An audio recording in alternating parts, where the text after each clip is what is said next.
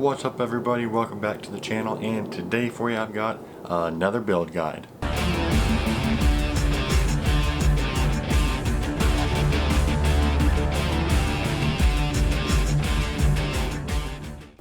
Now today's build guide is a little different than the ones in the past. Today is an all-inclusive build, meaning keyboard, monitor, mouse, and an operating system. It is everything to get up and going right from the get-go.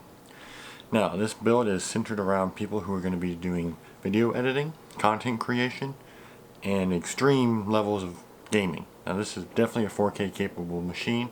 You are rocking a GTX 1080 as the heart for the graphics, so 60 frames a second on almost every title at 4K.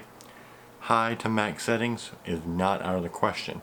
You've also got high levels of RAM and a killer CPU. So let's dive into it and check it out. Alrighty guys, so we've got the build here, got the overall listing here. So we're going to just start right at the top, CPU. And for the CPU we're going with, of course, a Broadwell E processor because it's the newest one out. It's a Core i7-6850K. And you can get it for a pretty decent price here on SuperBiz, 586, about 587. But 6 core 12 thread, which is nice. It has a base clock of 3.6, can turbo up to 4.0, but put a good cooler on there like an AIO, you can probably get it 4.2, 4.3. But good processor, but it's got a lot of PCIe lanes, which would be good if you're going to put like a lot of graphics cards, a lot of like NVMe SSDs or something like that. But to cool this bad boy, we've actually got a pretty cool cooler.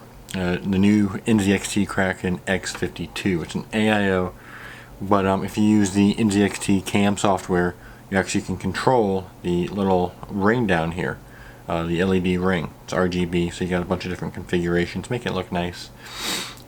But to keep up with the RGB, I guess you can go over here with the Asus Strix X99 ROG. See if we can get a decent picture here. Newegg's got better pictures, but in any case, yeah, actually let's see if we can't bring up a Newegg picture.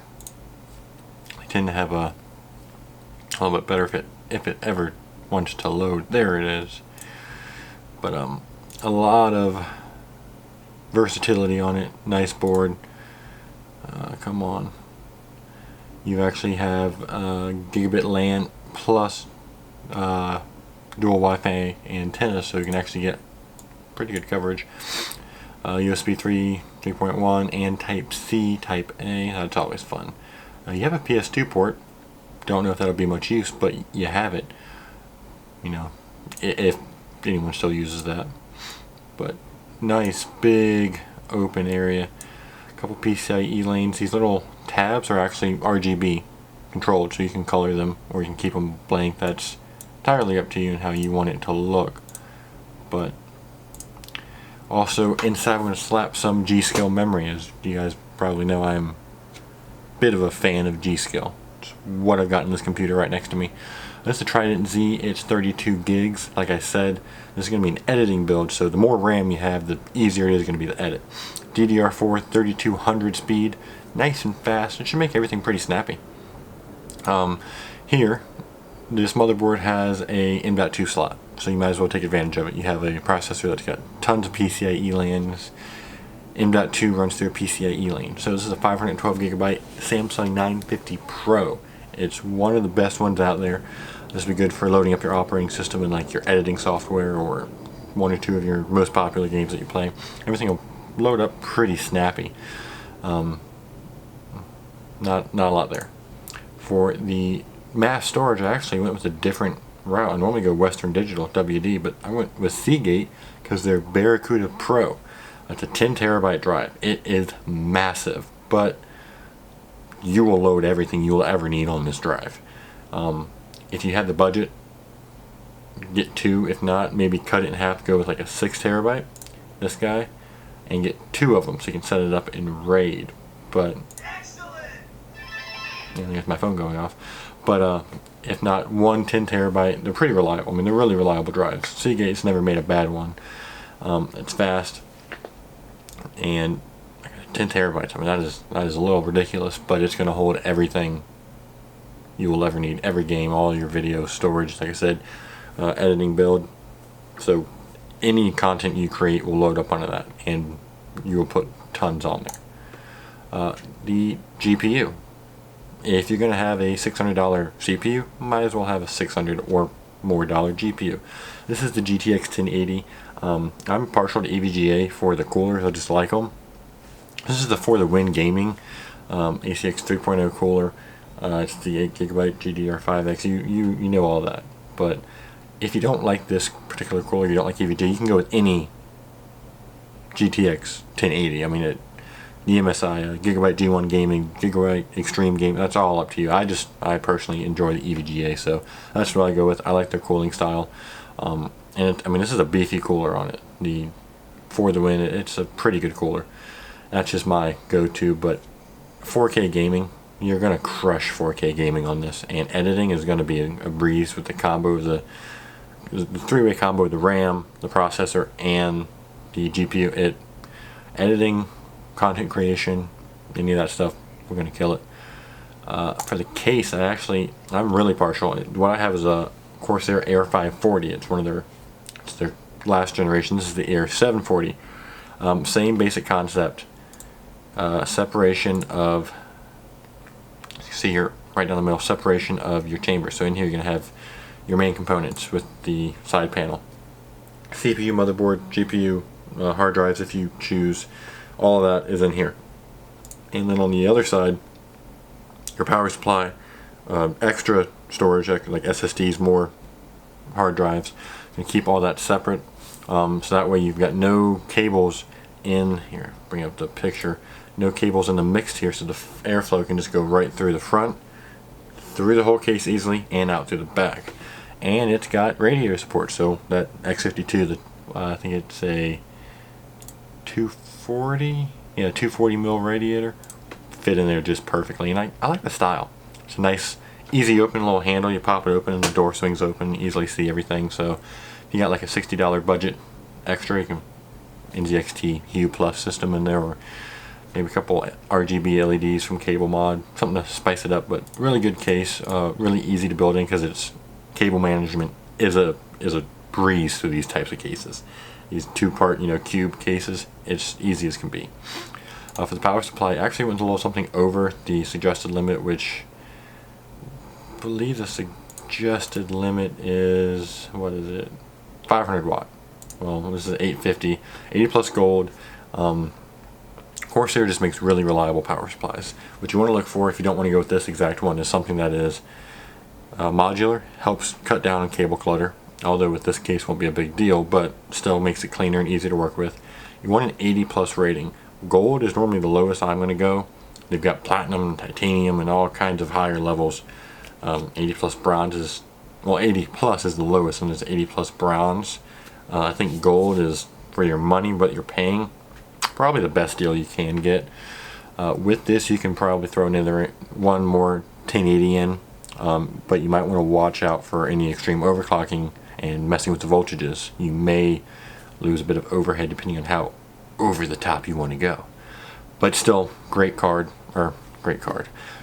supply. And if we can bring up these pictures, it is fully modular, and they're not full sleeved, but they're all black cables, so they won't stand out. They'll look clean in the build at least, and they'll be able to blend in with the background. But now over here, like I said, this is going to be a all-inclusive build. This is everything. So this is the monitor. This is the LG 34U M88C. It's an ultra-wide monitor, and it's Quad HD. With the build you have, there's no point, if you're going to put that much money in a build, to not go with a high-end monitor like this. And being that I'm centering this build for content creation, a 21:9 aspect ratio is great for content creation. If you're doing video editing or video creation, having that super wide, super long bar at the bottom to see all your tracks and different, scenes all together, it's a different way to look on editing and content creation. It's amazing. Pretty nice. LG's making really nice products. I mean, they always have. It's nice, sleek. cable management. There is like a little, at the bottom of the bracket, there's a little hole you can kind of route some cables through. If you want 4K, make sure either using DisplayPort, I think it's DisplayPort 1.4 or HDMI 2.0, I can't remember, but if you're going to go with the full Quad HD, make sure you're using the proper cables to accommodate for that. But nice sleek build, honestly, being that it's 34-inch, you can have two pages open, two things open at once, and not feel cluttered by any means. You can have a lot of real estate. For the keyboard, I picked Corsair because I love Corsair. That's me. Plus this one, it's got 18 macro keys, or G keys. You can program those for different macros, different shortcuts, say in editing. Say if you use Adobe Pro or Sony Vegas, whatever you use, you can macro those out. So you can say one button will be bring up your special effects, or one button will be, I don't know, bring up a title screen. I mean, whatever you want it to be, just helps lower that all. It is mechanical, so you get a lot of use out of it. Mechanical switches last a lot longer, and they have a more tactile feel. So when it comes to the gaming aspect, over time you may see a benefit to that. Might not. That's up to you. And it's RGB to make it all purdy. And then over here, we're going with an Asus Spatha. Pretty damn expensive mouse, but you have a ton of macros to be able to apply. All along the side here, you got a ton of different little keys that you can, register and key map certain things, again, for your editing or even gaming. Again, this is going to be a combo editing and 4K gaming build, just like an all-inclusive build to just do anything and everything. It's wireless. That may be a pro to you, but if not, you can plug it in and make it wired. It does come with like a little dongle. Does it show it? Yes. This is a charging port. You just kind of set it on there, and also the bottom little portion is the receiver. But as seen in this picture, you can just plug it in too. It's kind of hefty, but good mouse. And if you're looking for just a lot of use out of it, like a lot of versatility, with all those macro keys on the side, you can do a lot. And again, wired or wireless, that's entirely up to you. And then I did say we're going to be including a operating system, which two ways to go about that. The easy way, going to the store, Newegg, and paying $100, $120 for Windows 10 key, or I'm going to link a video down in the description below to Paul at Paul's Hardware, which he did a whole little video on kingwin.net, I believe it's called. You go there, you pay between $20 to $30, and you get a Windows 10 key, or Windows 10 Pro, Windows 7 if they have them, whatever type of key you want. And when you're building your computer, you will need a separate computer, whether it be a laptop or another desktop, to download the key and put it on something like a flash drive, in which case you load it up to the new computer and install it like there's no tomorrow, and they give you the little key. Only catch is this: if anything happens, anything fails on Windows, which, another text, which it rarely does, you don't have to worry about that. If you call up Windows and ask them for customer support, they're going to ask for basically proof that you bought this either pre-built computer or you bought the license from somewhere, and you don't have that. So that's one downside. But again, I don't need to explain that too much. Leave a link down in the description to Paul's video. He'll go into more detail and actually show you how to get to it. But again, that's included in the final price down here. I put $25 at the making of this video.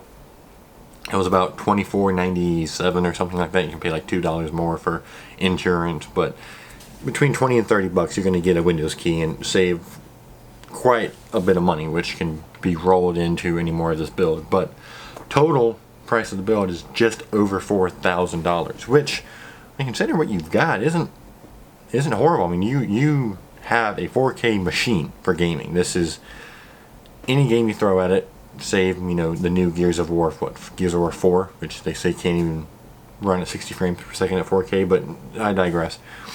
Any game you throw at this is going to be amazing to play. And again, content creation, you're going to be able to 4K video edit, no problem. Well, okay, no problem. stream all kinds of stuff through it if you're going to do it like a Twitch streaming or YouTube gaming. No problem on any of that. It's going to be easy to use and just a great build altogether. Treat you good for a long, long time. But that's all I've got for today. We'll see you guys in the next video. Enjoy.